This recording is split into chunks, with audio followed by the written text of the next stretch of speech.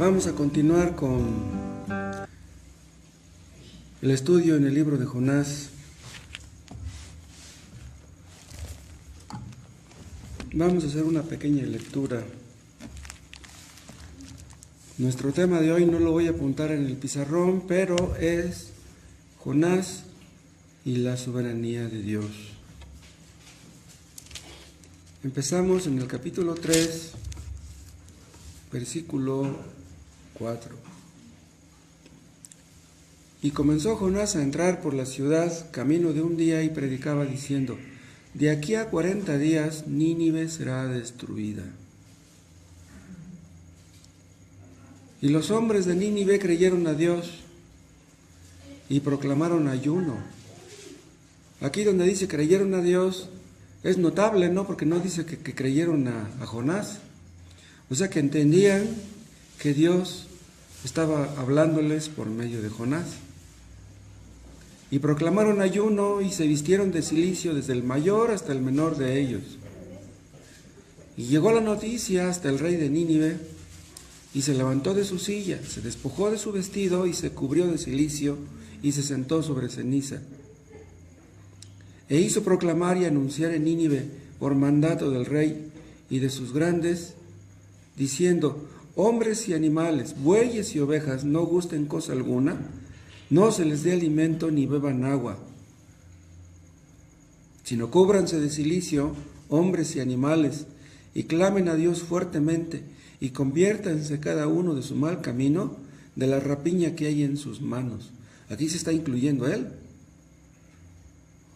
¿Quién sabe si se volverá y se arrepentirá Dios y se apartará del ardor de su ira y no pereceremos? Vean, no dice y no perecerán, no, él se está incluyendo a él.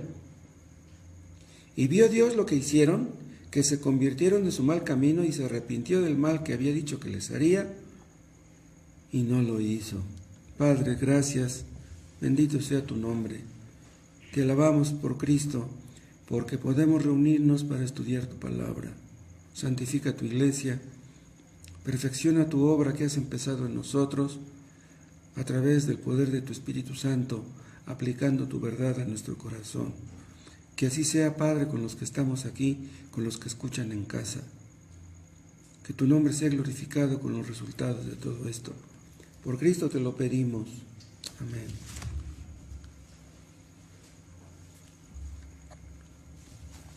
El rey de Nínive, obviamente, no era creyente.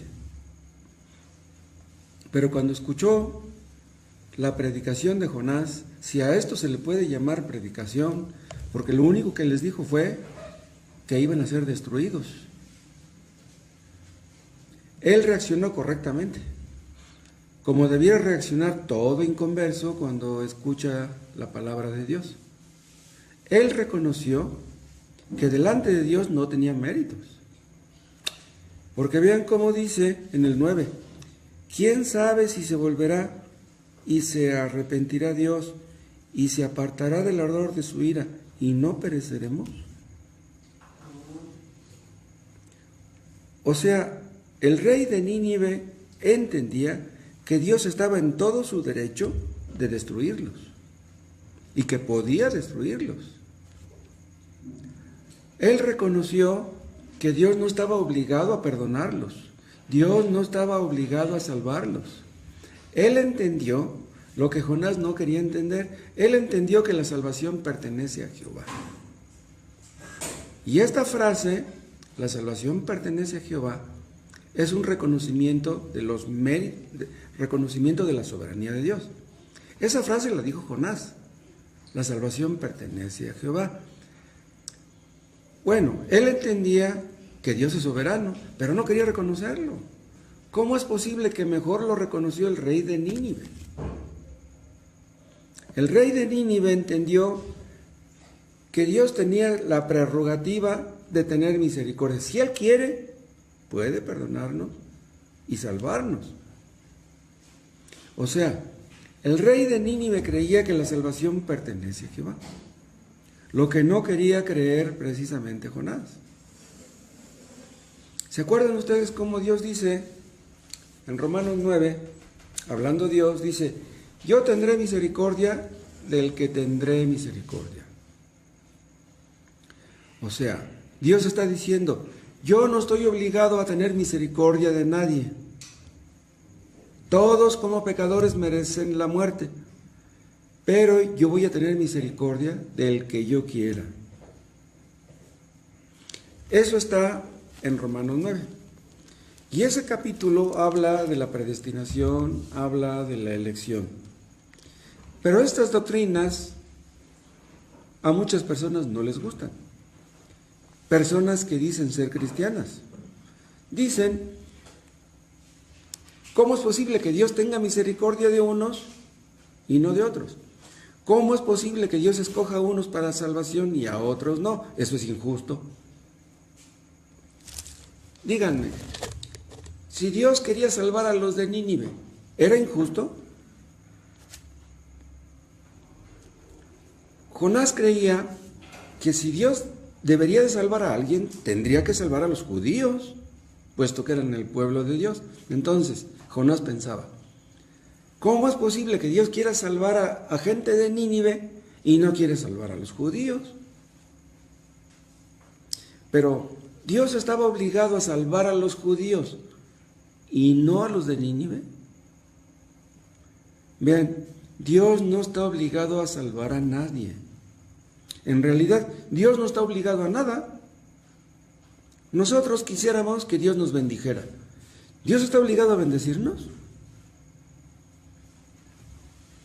Ahí mismo, en Romanos 9, Dios dice por medio del apóstol Pablo que al que quiere endurecer, endurece. Está hablando de Faraón. Dios endureció el corazón de Faraón. ¿Por qué lo endureció? Pues porque es soberano. ¿Por qué lo hizo? Pues porque quiso. Entonces, si el corazón de Faraón se endureció, ¿Dios comete una injusticia? Dios nunca puede cometer injusticias. Los injustos somos nosotros, pero Dios no. Vimos en uno de los estudios pasados, no recuerdo si hace 8 días o hace 15, que nosotros los cristianos, o más bien los seres humanos, todos en general, somos medios, instrumentos en las manos de Dios. Cada persona en este mundo, cualquiera, sea cristiano o no, es un instrumento en las manos de Dios. Dios nos usa. Dios usó a Faraón. Dios lo endureció para que sus propósitos se cumplieran. Y Dios no cometió ninguna injusticia. Ahí mismo en Romanos 9 habla de que Él es el supremo alfarero y que nosotros somos el barro. ¿Qué? ¿No puede Dios hacer con el mismo barro un vaso para honra y otro para deshonra? Dios puede hacer lo que Él quiera. Un alfarero, si utiliza el barro para hacer un jarro bonito, ¿no tiene derecho? Pues claro que sí. Y si hace un jarro feo, ¿no tiene derecho? Pues claro que sí. El barro le pertenece y pues Él hace lo que quiere. Todas las cosas le pertenecemos a Él. Todas las personas. Hay una parte donde Jesús, no recuerdo cómo se llama esa parábola, donde dice, ¿no me es lícito hacer lo que quiera con lo mío? Y cuando dice con lo mío, ¿de qué está hablando? Pues de todo. Todo es de Él. Entonces, ¿no le es lícito hacer lo que quiera con lo que le pertenece? Pues claro que sí. Él es el soberano y Él hace lo que quiere con lo suyo. Esta doctrina de la soberanía de Dios es una doctrina muy amplia. Podemos aplicarla a un montón de cosas, a muchísimas cosas. Podríamos hablar de ese tema semana tras semana tras semana. Pero es una doctrina llena de misterios. Es una doctrina que no es fácil de entender. La soberanía de Dios se puede definir con pocas palabras. Dios tiene el derecho de hacer lo que quiera con lo suyo. Si no tuviera derecho, pues entonces no sería soberano, ni sería Dios tampoco. Esa doctrina de la soberanía de Dios nos dice que nosotros no somos Dios. La soberbia nos hace creer que merecemos esto, que merecemos aquello, que Dios es injusto porque nos trata de una manera que a lo mejor no nos gusta, pero Dios hace lo que quiere y Dios no nos da explicaciones. Dios no está sujeto a nada. Dios no está sujeto a nadie. A Dios nadie le da órdenes, a Dios nadie le da consejos. A Dios nadie le puede pedir cuentas. Dios hace lo que quiere. Pero a los hombres no les gusta eso. Los hombres desafían a Dios en este punto, porque los hombres quieren ser soberanos, quieren ser sus propios dueños, quieren ser dioses, quieren ser pequeños soberanos, quieren hacer lo que les plazca. Pero dice Dios, no, tú no vas a hacer lo que tú quieras, tú vas a hacer nada más lo que yo quiera.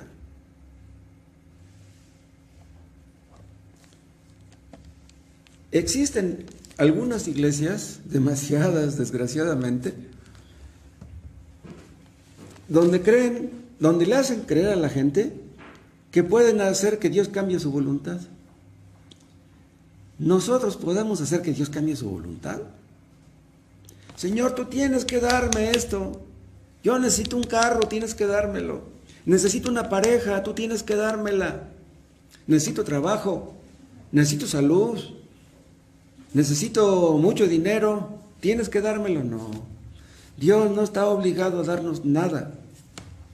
Y si algo nos da, es por su misericordia. Existen iglesias donde hacen cultos maratónicos de oración y donde le gritan a Dios, Señor, pero unos gritotes. O sea, tenemos que gritarle a Dios que está sordo Él. ¿No sabe lo que necesitamos? Tenemos que estarle gritando para ver si a lo mejor está dormido y tenemos que despertarlo, como le dijo Elías a los sacerdotes de Baal. ¿Para qué fue diseñada la oración? ¿Para que hiciéramos que Dios cambiara su voluntad? No, Dios no puede cambiar su voluntad. Entonces, ¿para qué oramos? ¿Saben para qué oramos? Para que Dios nos muestre su voluntad y nos capacite para hacerla. Nosotros somos los que debemos hacer su voluntad. Él no va a hacer nuestra voluntad. Entonces, si la voluntad de Dios no me gusta, entonces, ¿voy a obligar a que cambie su voluntad respecto de mí? Eso es imposible. En días pasados veíamos el mito de la autonomía humana. Los hombres no somos autónomos. El único autónomo en el universo es Dios. El hecho de que Dios es autónomo quiere decir que Dios no le da cuentas a nadie. Dios no le da explicaciones a nadie. Él hace lo que quiere. Nosotros quisiéramos esto, quisiéramos aquello, quisiéramos muchas cosas. Y nos vamos a morir sin cumplir muchos sueños que teníamos. Muchas ilusiones, muchos planes. Nosotros queremos hacer esto, queremos hacer aquello y de repente, ¡pum!, nos enfermamos, nos asaltan, nos morimos y ya, no pudimos hacer lo que queríamos. Pero Dios puede hacer lo que quiera porque es soberano y nadie lo puede impedir. Hay una parte en el libro de Job, no apunté el texto, donde le dicen a Job, sus amigos, ¿por qué tomaste pleito contra él? O sea, ellos creían, sus amigos, que Jonás tenía un pleito con Dios. Nosotros sabemos que no. Bueno, en un sentido, él estaba insatisfecho, porque se le habían muerto sus hijos, no estaba a gusto, no estaba contento, le habían robado sus animales. O sea que algo le dolía de lo que había sucedido, pues es lógico, es normal, digamos, ¿no? Pero le dicen sus amigos, ¿por qué tomaste pleito contra él? Y luego agrega, él no da cuenta de sus razones. Dios no lo quiere, hermanos. El día de mañana tenemos un accidente, paramos en el hospital con 8 o 10 fracturas. Y tenemos que estar en el hospital 8 meses, 10 meses, hasta que nos dan de alta, pero ya salimos todos traqueteados, ya ya cerca del hoyo. ¿Qué vamos a hacer? ¿Le vamos a echar pleito a Dios? Señor, pero ¿por qué permitiste que esto me pasara a mí? ¿Qué le vamos a decir a Dios?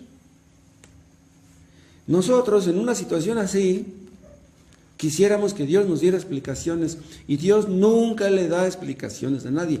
En el libro de Job, al final de la historia, ¿Dios le dio explicaciones a Job? No. Dios no le dio explicaciones. Cuando Dios hace algo, siempre tiene motivos. O sea, Dios no hace las cosas al aventón. Pero si tiene motivos, ¿por qué no nos los explica? ¿Por qué no nos dice por qué hace lo que hace? Quisiéramos que nos lo dijera, pero pues no. Lo que Dios quiere es que entendamos, que sepamos, que creamos que el único soberano es Él y no nosotros. Pero no lo quería entender Jonás. Él quería impedir que Dios salvara a los de Nínive, que salvara a los judíos, pero no a los de Nínive. Pero si Dios dice, voy a salvar a fulano, ¿qué trabajo le cuesta? ¿Cuántas veces hemos dicho que Dios puede salvar al peor pecador? Alguien me preguntó el otro día que si Dios podría perdonar incluso a ese fulano de Atizapán de Zaragoza que mató y se comió a muchas mujeres. Y yo le dije, no, de que Dios puede. Pero para que ese fulano se arrepienta está en chino. ¿Por qué está en chino? Bueno, él no conoce el evangelio verdadero, se los aseguro. ¿Cómo se va a arrepentir? Ya está en el reclusorio. Ya está viejo, pues ya tiene mi edad. Ya que tanto puede vivir el ingrato. Para que él se arrepintiera, tendría que conocer el evangelio. ¿Quién se lo va a enseñar? ¿En el reclusorio? Hay algunos que van a predicar en el reclusorio, pero no van a predicar el evangelio verdadero. Entonces, para que se arrepienta, este fulano está en chino. Pero si él conociera el evangelio verdadero y se arrepintiera, Dios podría perdonarlo. Wow. Dicen algunos que hay bases para creer que este fulano de Atizapán mató como a 40 personas. 40. Imagínense que una persona que mató a 40 se arrepintiera y que Dios lo perdonara. Increíble, pero cierto, es bíblico. Y nosotros creemos que Dios puede salvar a cualquiera y por eso oramos porque salve. Porque creemos que puede salvar a cualquiera. Vean, esa es la diferencia entre el Dios verdadero y los dioses falsos. Los dioses falsos no pueden salvar. Vean, Cristo estaba en la cruz. Estaba ya chorreando sangre. ¿No salvó al ladrón que murió junto a él? Estaba ahí causando lástima en la cruz. Pues pudo salvar todavía al ladrón. Era un ladrón. ¿Qué merecimientos tenía aquel ladrón para que pudiera salvarse? Pues Cristo lo salvó. ¿Por qué? Porque Cristo es Dios. Nada más por eso. Esta doctrina de la soberanía de Dios es tan importante y es tan básica y es tan crucial que los que no creen en ella no creen en Dios. Vean lo que les estoy diciendo. Los que no creen en la soberanía de Dios no creen en Dios. Así de sencillo. Y sobre todo, la soberanía de Dios en la salvación. Porque hay algunos que Dios fue soberano al crear el mundo, pero no creen que Dios es soberano para salvar. No, Dios es soberano para salvar al que Él quiera.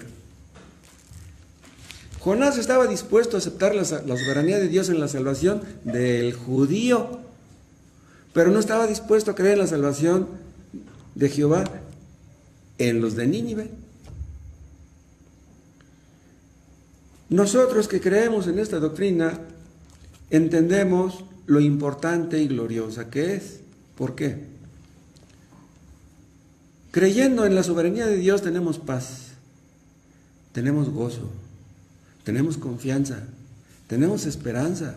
Sabemos que todo va a terminar bien. Pase lo que pase, todo va a terminar bien.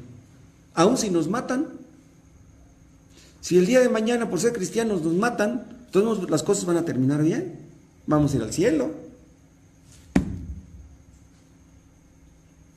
Entonces, los que no creen en la soberanía de Dios, vean todo lo que se pierden. Se pierden el gozo, se pierden la confianza, se pierden la esperanza, casi nada. Jonás no quiso creer en la soberanía de Dios. Desafió a Dios, digamos. Pero millones hacen lo mismo en este mundo.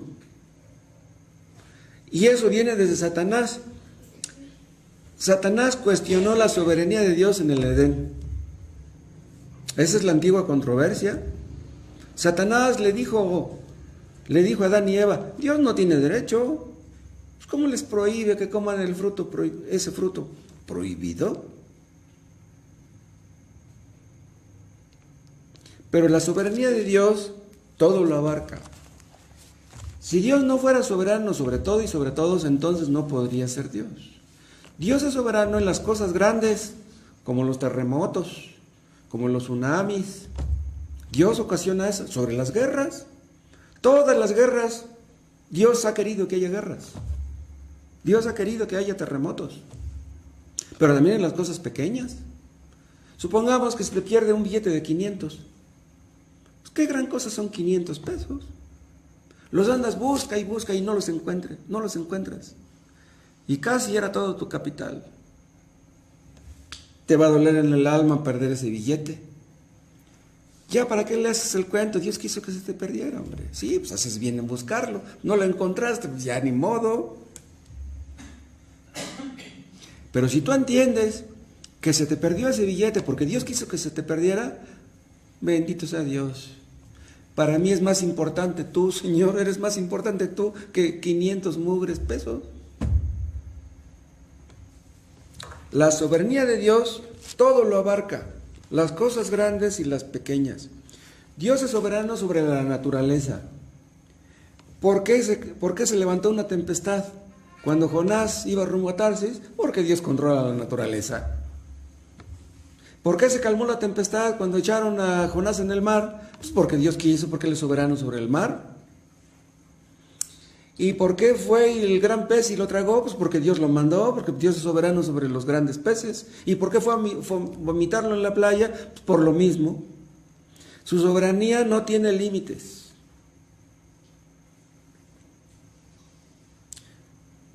Muchos aceptan la soberanía de Dios en la naturaleza, pero no aceptan la soberanía de Dios en los hombres. Si tú tienes una persona que te odia, si tienes un patrón déspota que te paga poco, si tienes una nuera que te odia, si tienes un yerno que te aborrece, si no te pagan lo que te deben, si pierdes tu trabajo, cualquier cosa, es Dios el que está detrás del asunto, créelo. Porque si no lo crees, estarás dándote de topes en la pared. Vean, Dios es el soberano y nosotros no lo somos. ¿Nosotros qué somos? Instrumentos en las manos de Dios. Somos medios. Dios no es un medio. Él es el soberano. Y si nosotros somos medios, somos instrumentos, ¿qué quiere decir eso? Que Dios nos hizo para que le sirviéramos. Un martillo es un instrumento, unas pinzas, un serrote, son instrumentos que usamos para hacer lo que queremos hacer. Bueno, pues nosotros somos instrumentos en las manos de Dios para que Él haga lo que Él quiere hacer. Vean, aquí tenemos muchos buenos libros. No están allá afuera. Tenemos discos grabados, sermones, predicaciones. Tenemos nuestro programa en el radio, tenemos nuestro programa en el Facebook. Todos esos son medios. La predicación es un medio. Las ofrendas son un medio. La iglesia misma es un medio. Pero Dios no es un medio. Nosotros no somos un fin en nosotros mismos. Dios sí. Él es el único fin en sí mismo. Dice en Romanos 9, yo le cité hace rato en Romanos 9, aunque no lo vimos, que somos vasos. Unos para honra otros para deshonra. ¿Qué cosa es un vaso? Es un medio. Es un medio a través del cual pues, nos llevamos el agua a la boca. Nosotros somos vasos que nos creó Dios para usarnos. Pero a Jonás se le olvidó eso, y a los israelitas también. ¿Para qué llamó Dios a los israelitas? Pues para que les sirvieran. ¿Para qué llamó Dios a Jonás? Pues para que les sirviera. Pero no quisieron. Entonces, ¿cuál fue el propósito de Dios en hacer que terminara en el mar y en el vientre de la ballena Jonás? ¿Saben para qué? Para bajarle los humos. Para decirle, tú vas a hacer lo que yo diga, Jonás. Gracias. Yo no voy a hacer lo que tú me digas. Tú vas a hacer lo que yo diga. Dios obligó a Jonás a ir a Nínive.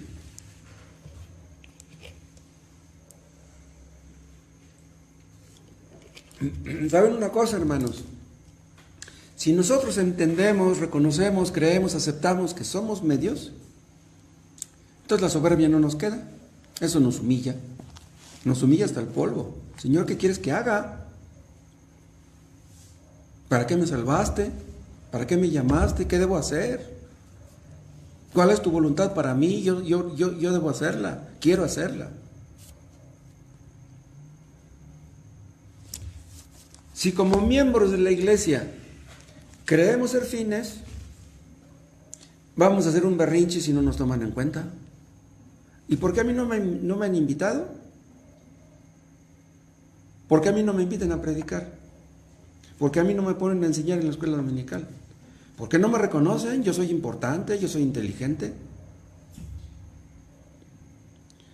Si una persona cree ser un fin, hará un berrinche. Si no lo ponen donde cree él que debieran ponerle.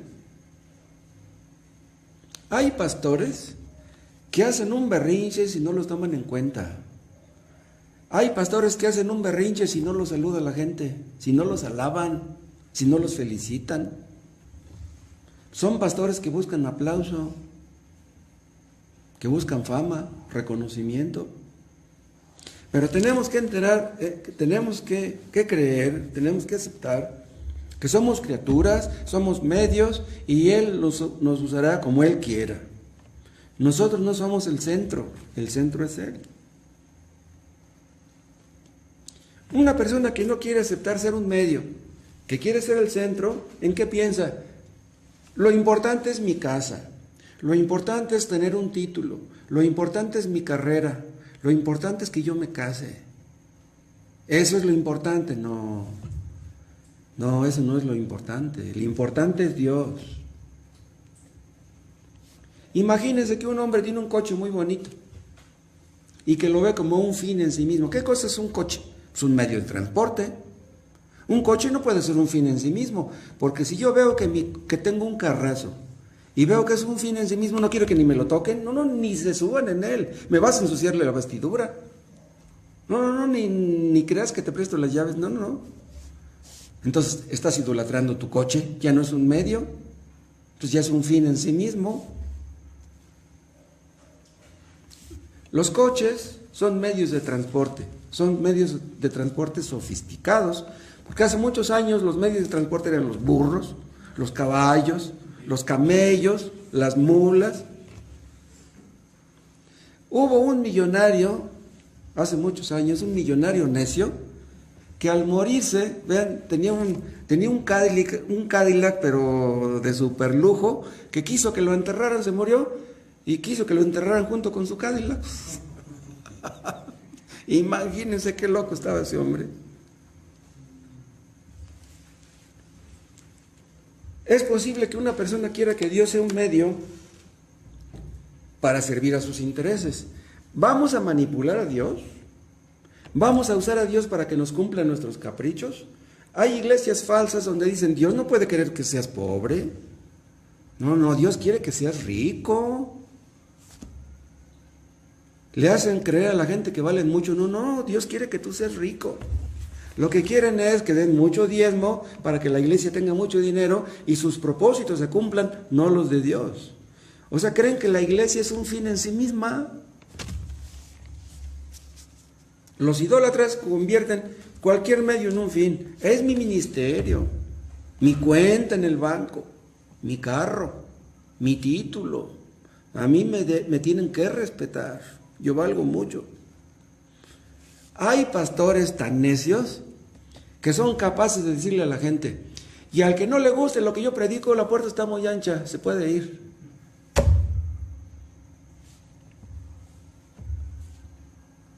Jonás quería que su ministerio se convirtiera en un fin. Él quería regresar a Israel como un héroe. Obligué a Dios a cambiar su voluntad. No salvó a los de Nínive. Si regreso a Israel como un fracasado, que ya se convirtieron los de Nínive, me van a apedrear. ¿Qué van a decir de mí? Si nosotros servimos a Dios, pues estamos en lo correcto, porque se supone que eso es lo que tenemos que hacer. Pero nuestro servicio no puede ser un fin en sí mismo. ¿Qué es lo que somos? Siervos. ¿Qué quiere decir la palabra siervos? Esclavos. Pues ¿de qué puede presumir un esclavo? Además, para eso nos hizo Dios a todos, no nada más a los cristianos. Todos los seres humanos somos siervos de Dios. Nada más que unos de buena gana y otros de mala gana. Y déjenme decirles entre paréntesis esto. Si no servimos a Dios, Él no pierde nada. Y si servimos a Dios, encontraremos el verdadero propósito de la vida. Porque sin servir a Dios la vida no tiene sentido. ¿Para qué vamos a vivir entonces? ¿Para construir una casa? Una casa grande y bonita y lujosa. Entonces ese es el chiste, de eso se trata. Para eso vinimos a este mundo. Les conté de una parienta mía que tiene 11 hijos. Ya se le casaron 10. Y tiene las fotos de todos sus hijos ahí. 10 fotos de hijos casados. Dice, ya nomás me falta uno. Pero ese creo que nunca se va a casar. Dice, me voy a morir sin ver a mi 11º hijo casado. Entonces los que tenemos hijos, para eso fuimos llamados, para tener hijos y que se casen, ya cumplir con mi deber, ya puedo morir tranquilo porque ya se casaron todos mis hijos. Eso es absurdo. Dios nos hizo para que sirviéramos a Dios. Si servimos a Dios estaremos contentos y Él también. Pero si no lo servimos nos vamos a meter en problemas. Dios nos hizo para que hiciéramos su voluntad. Él tiene el derecho de exigirnos lo que quiera. No le vamos a decir, ay Señor, es que eso que me pides es muy duro. No me pidas eso. No. Él puede pedirnos lo que Él quiera. Él puede hacer con nosotros lo que quiera. Nosotros hacemos lo que queramos con lo nuestro, ¿o no? Si ustedes están criando un pollo, ya creció el pollo, ya engordó, ya está gordito, lo matan y se hacen un caldo. ¿Ustedes pecan por matar ese pollo? Pues lo engordaron para eso, lo matan y se lo comen. El vecino me va a demandar por crueldad animal y me va a demandar ante la Comisión de Defensa del Animal, ¿cómo se llama? Estaría loco si me demandara. ¿Cuántos murieron aquí en la línea 12 del metro? ¿Cuántos? ¿23? ¿Cuántos murieron? Creo que fueron 23, no 26. Ya después murieron otros cuantos. 27 fueron más o menos. ¿Quién les quitó la vida? Fue Dios. Ahora, ¿Dios cometió una injusticia al quitarle la vida a esos 27 en la línea del metro? No. Si le hubiera quitado la vida a todos los que iban en ese vagón, no hubiera cometido ninguna injusticia. Ahora, ¿dónde hay más distancia? ¿Entre nosotros y un pollo? ¿O entre nosotros y Dios? ¿Dónde hay más distancia? ¿Sí? Hay mucha más distancia entre Dios y nosotros. Entonces, si no cometemos una injusticia matando un pollo, pues mucho menos Dios va a cometer una injusticia si nos mata a nosotros.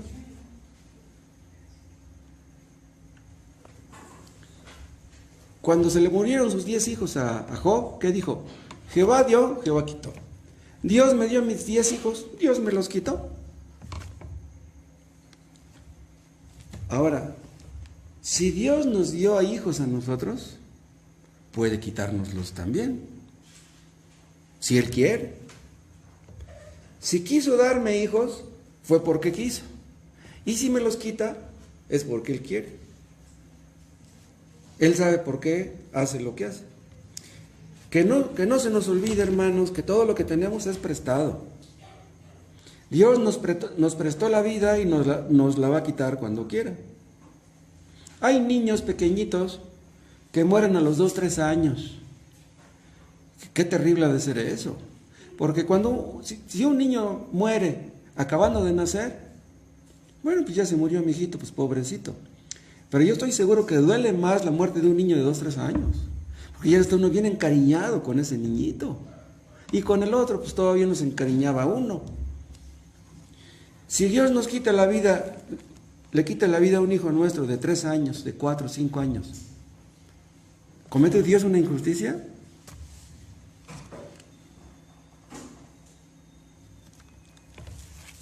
Los hombres soberbios no quieren que Dios sea soberano. Pero vean, somos seres caídos, incapaces de salvarnos a nosotros mismos, pero somos capaces de rebelarnos en contra de Dios. Hay hombres que se enfurecen cuando oyen hablar del Dios de la Biblia. No quieren oír hablar del Dios de la Biblia. Pero si ustedes le hablan de Thor, de Zeus, de Huitzilopochtli, de Tlaloc, no, de eso no se enojan. ¿Por qué se enojan cuando les hablamos del Dios de la Biblia? Entienden que el Dios de la Biblia es el Dios verdadero. ¿Qué le dijeron los de la parábola a Dios? No queremos que este reine sobre nosotros. Ese es el hombre caído. No quiere hacer la voluntad de Dios. Y hay una parte en el Salmo 2 donde dice de los que se amotinan en contra de Dios, dicen, rompamos sus coyundas y echemos de nosotros sus cuerdas. ¿Se acuerdan de eso? ¿De ese texto? Rompamos sus coyundas. ¿Saben cuáles son las coyundas? Son esos como mecates largos que llevan los aradores, que van amarrados al buey, que va abriendo el surco en el arado. ¿Sí? Entonces, la persona pues lleva las coyundas y el buey va jalando el arado.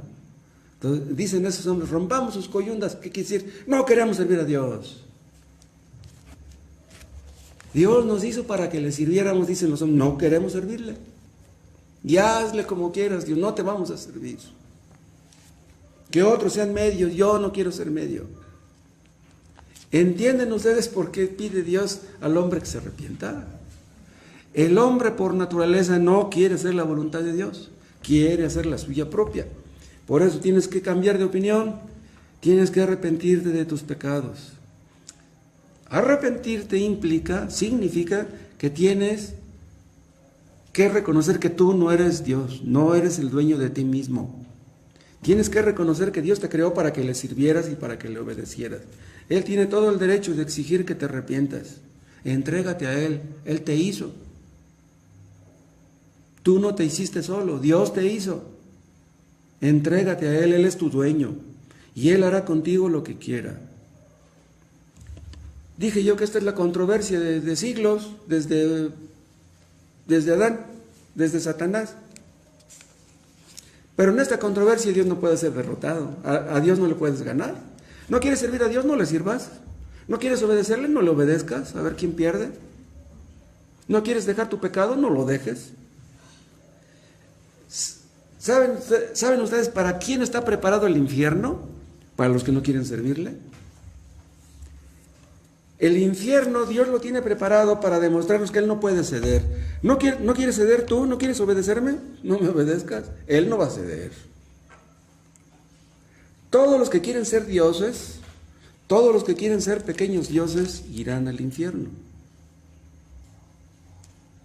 Si cediera Dios, dejaría de ser Dios. Imagínense que Dios dijera, está bien, me ganaste, ya, no pude contra ti, está bien, no hagas mi voluntad, haz la tuya, y te voy a dar el cielo de todas maneras. No, no puede ser.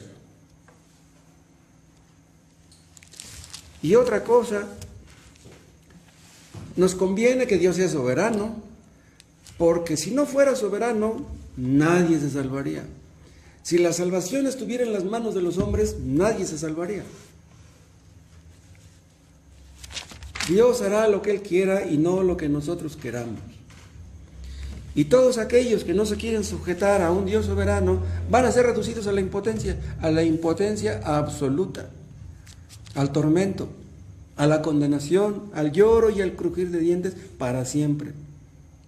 Ahora, Dios salva al que quiere. Pero entonces, ¿estás tú esperando a que Dios te salve y tú no haces nada? Pues es que Dios salva al que quiere. Pues, ¿para qué yo quiero que me salve? Pues Él va a salvar al que quiera. No. El hecho de que Dios salva al que quiera, eso quiere decir que tú tienes que buscar tu salvación. ¿Hay una contradicción aquí? No. ¿Por qué no? Porque si Dios es soberano, eso establece nuestra responsabilidad. ¿Crees tú que Dios es soberano y te vas a quedar con los brazos cruzados? ¿No vas a hacer nada? ¿No vas a leer la Biblia? ¿No vas a orar? ¿No vas a buscar a Dios? ¿Qué hizo el rey de Nínive? Dice, vamos a ayunar. Dice, ¿quién sabe si Dios se arrepienta y no nos destruya? Hizo bien el rey. El rey de Nínive no se cruzó de brazos y dijo, bueno, pues Él es soberano, y si nos quiere destruir, pues nos va a destruir, hagamos algo o no. ¿Se acuerdan de la sirofenisa que mencionamos el otro día? Le dijo Cristo, no es bueno quitarle el pan a los hijos y dárselo a los perrillos. ¿Y qué dijo la sirofenisa? Sí, soy un perrillo, pero no me puedes dar aunque sean las migajas. A los perros les damos las migajas, pues dame las migajas de tu poder. Me sorprende mucho ahí en ese caso de la sirofenisa, cuando le dice a Cristo, le dice, ten misericordia de mí, porque tengo una hija que está gravemente atormentada por un demonio. Pero vean cómo dice la sirofenisa, ten misericordia de mí. No dice, ten misericordia de mi hija. ¿Por qué dijo, ten misericordia de mí? Porque el dolor de su hija era el dolor de ella. Ustedes tienen un pariente al que quieren mucho. Están orando por su mamá, por su papá, por un hijo. Si ustedes le dicen a Dios, Dios, ten misericordia de mí, salva a mi hijo, quiere decir que el dolor que la perdición de tu hijo te duele a ti. No estás diciendo, ten misericordia de mi hijo, estás diciendo, ten misericordia de mí. ¿Dónde va a terminar mi hijo si no lo salvas? El rey de Nínive ayunó. Hizo que todos los demás ayunaran también. Si acaso Dios tenga misericordia. Todos se humillaron. Todos se pusieron en las manos de Dios y Dios salvó a todo el pueblo. Nosotros creemos que Dios es soberano en la salvación. Entonces, como es soberano en la salvación, ¿no vamos a evangelizar? No, tenemos que evangelizar. Dice Pablo, ¿cómo invocarán a aquel en el cual no han creído? ¿Y cómo irán sin haber quien les predique? Tenemos que predicar, tenemos que evangelizar. La gente no se va a salvar si no evangelizamos. Otra vez les repito, hermanos, inviten a sus conocidos, a sus parientes, invítenlos a venir al culto. Dios ha predestinado quiénes han de ser salvos, pero nosotros somos responsables de evangelizar. Debemos usar los medios. Evangelizar es un medio, predicar es un medio, orar es otro medio. Debemos hacer eso.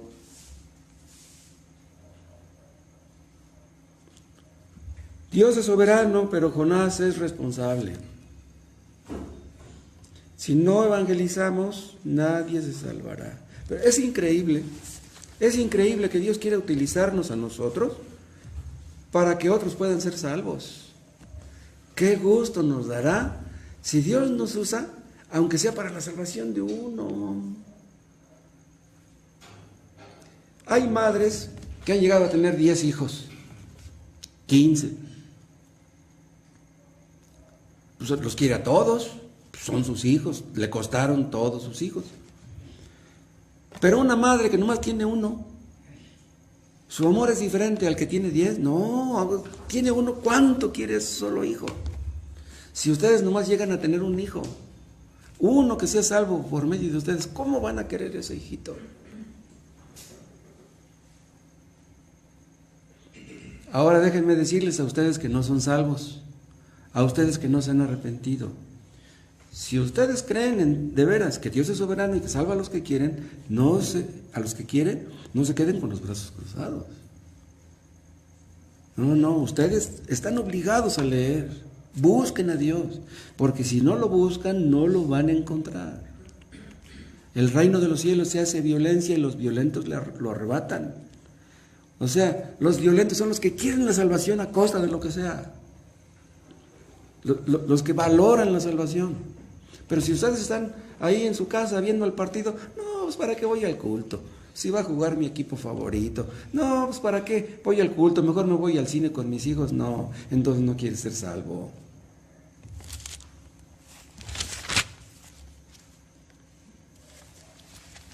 Muchas personas saben que tienen que hacer algo, pero no hacen nada, se quedan con los brazos cruzados. No, pues si Dios me quiere salvar, pues que me salve. Dios es justo cuando salva. Dios es justo cuando condena. Dios nunca comete una injusticia.